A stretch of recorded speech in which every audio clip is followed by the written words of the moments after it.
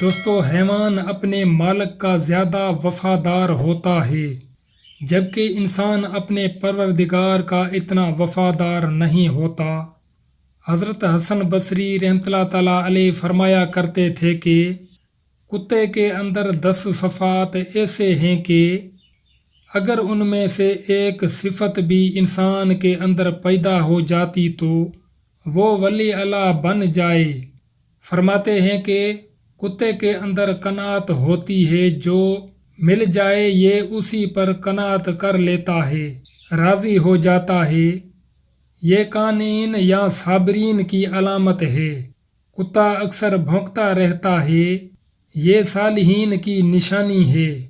کوئی دوسرا کتا اس پر زور کی وجہ سے غالب آ جاتا ہے تو یہ اپنی جگہ چھوڑ کر دوسری جگہ چلا جاتا ہے، یہ راضیین کی علامت ہے۔ اس کا مالک اسے مارے بھی تو یہ اپنے مالک کو چھوڑ کر نہیں جاتا، یہ صادقین کی نشانی ہے۔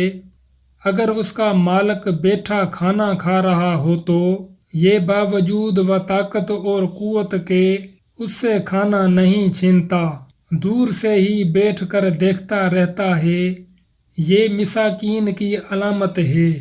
جب مالک اپنے گھر میں موجود ہو تو یہ دور جوتے کے پاس بیٹھ جاتا ہے، ادنیٰ جگہ پر راضی ہو جاتا ہے، یہ متوازین کی علامت ہے۔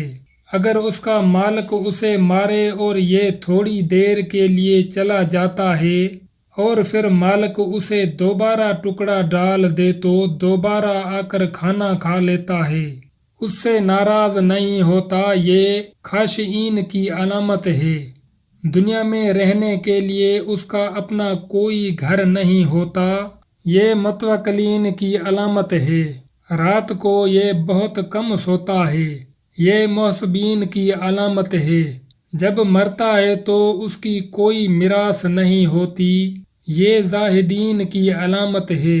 غور کریں کہ کیا ان صفات میں سے کوئی صفت بھی ہم میں موجود ہے؟ ہم نے تو جہنم کی بہت کی تدبیر، لیکن تیری رحمت نے گوارا نہ کیا۔